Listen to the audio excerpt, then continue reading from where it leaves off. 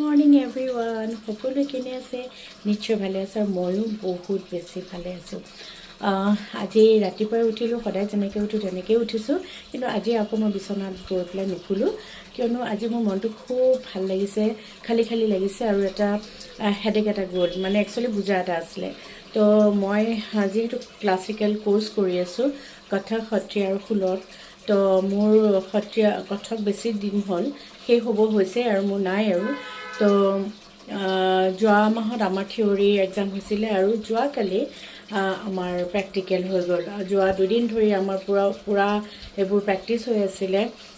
খোল ভায়লিনত তো যোৱাকালি আমাৰ এক্সামটো কমপ্লিট হ'ল ভাতখাণ্ডেৰ আণ্ডাৰত দি আছোঁ আৰু মানে একদম লাষ্টত আমাৰ পৰিছিলে ভাৰতনাট্যমৰ কথকৰ বহুত বেলেগ বেলেগ একাডেমীৰ পৰা আহিছিলে আৰু মণিকাঞ্চনৰ পৰা আমি 6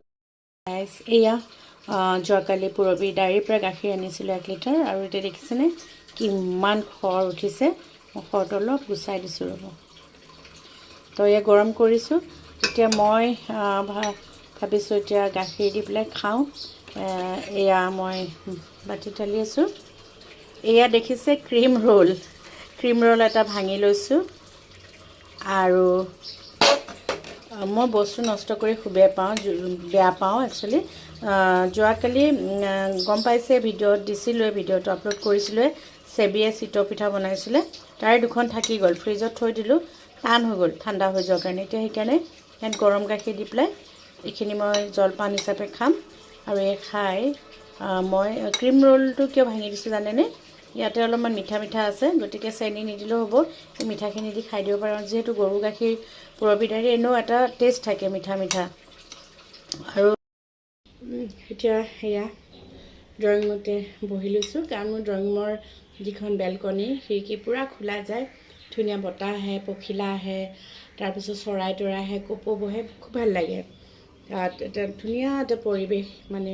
খুব ঠাণ্ডা বতাহ দি থাকে চ' ব্ৰেকফাষ্ট কৰিছোঁ এতিয়া এই চিতৌ পিঠাটো টান হৈ গৈছিলে যে এতিয়া গৰম গাখীৰ দিয়াৰ লগে লগে কোমল হৈ গৈছে আৰু ইয়াক দিছোঁ অকণমান চনু খাবা নেকি ল তো এইখিনি খাই